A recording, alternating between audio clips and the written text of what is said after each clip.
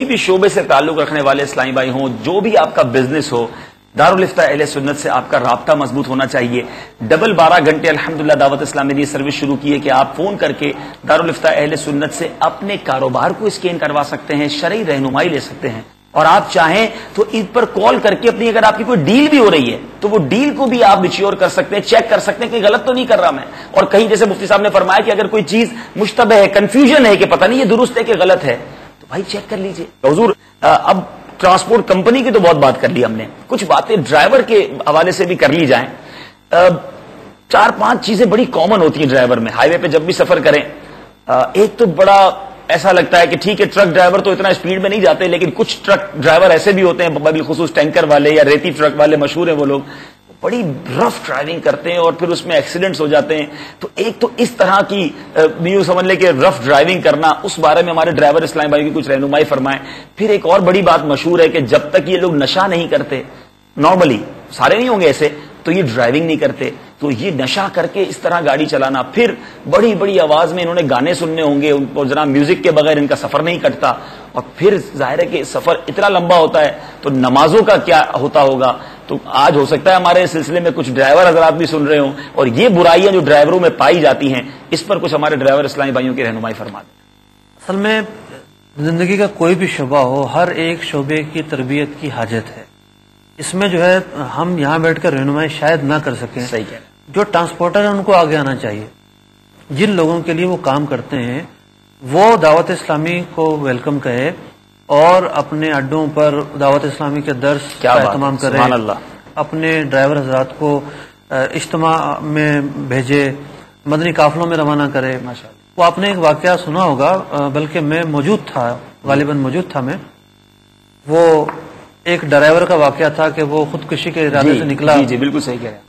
اور وہ ارادہ اس کا یہ تھا کہ پوری گاڑی کو میں جو ہے وہ گرا دوں گا نہر میں۔ جی اجتماع میں پہنچا، امیر اہل سنت کا بیان تھا خودکشی کی مذمت پر۔ جی جی وہ بیان سنا اور اس کی رائے تبدیل ہو گئی۔ جی پھر وہ امیر اہل سنت کی بارگاہ میں آیا، میں اس وقت موجود تھا وہاں پر۔ یہ رسالے میں موجود ہے جی تو اس نے اپنا وہ واقعہ بیان کیا کہ میرا یہ ارادہ تھا، لیکن آپ کا بیان سن کر میں نے اپنا یہ ارادہ ترک کر دیا اور تائب بھی ہوا۔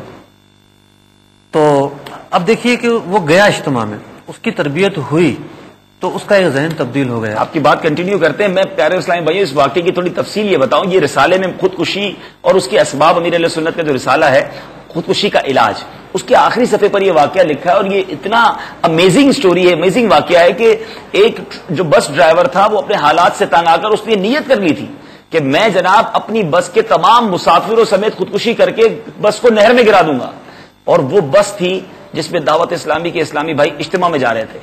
اس نے سوچا کہ چلو واپسی میں یہ کام کر لوں گا۔ اجتماع میں گئے، اسلامی بھائی نے انفرادی کوشش کی، انہیں بیان میں بٹھا دیا۔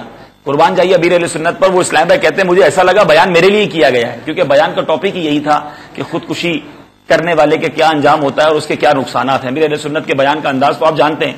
وہ اسلامی بھائی الحمدللہ اس نے توبہ کر دی خودکشی کے ارادے سے، اور پھر جس طرح مفتی صاحب فرما رہے ہیں کہ وہ آ کر اس نے امیر اہل سنت سے ملاقات بھی کی اور اپنے ارادے سے وہ باز آیا۔ جو مزید فرمائے کہ آپ بتا رہے تھے کہ ڈرائیوروں کے لیے اس طرح کی محافل میں بیٹھنا کتنا ضروری ہے۔ دیکھیے نا کہ اب یہ 24 گھنٹے اگر ٹرک میں ہی چلتے رہے یا بسوں میں چلتے رہے تو کون تربیت کرے گا؟ صحیح ذمہ داری عائد ہوتی ہے ان کے، جن لوگوں کے ماتحت یہ لوگ ہیں، صحیح کہ وہ لوگ جہاں مطلب بہت سارے لوگ ایسے ہیں کہ وہ نیازیں کرتے ہیں، صدقات کرتے ہیں، بہت زیادہ غریبوں کی مدد کرتے ہیں، تو یہ بھی ایک مدد ہے کہ آپ کسی کی تقدیر کو اس انداز میں بدلیں کہ وہ معاشرے کا اچھا فرد بن جائے۔ کیا بات ہے، سبحان اللہ۔ معاشرے کے لیے وہ بہتر ثابت ہو، اچھا ثابت ہو، نیک ثابت ہو۔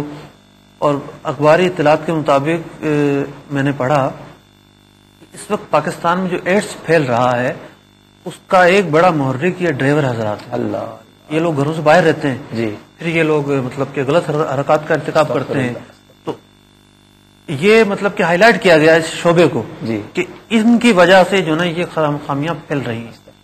تو یہ بیچارے محتاج ہیں تربیت کے۔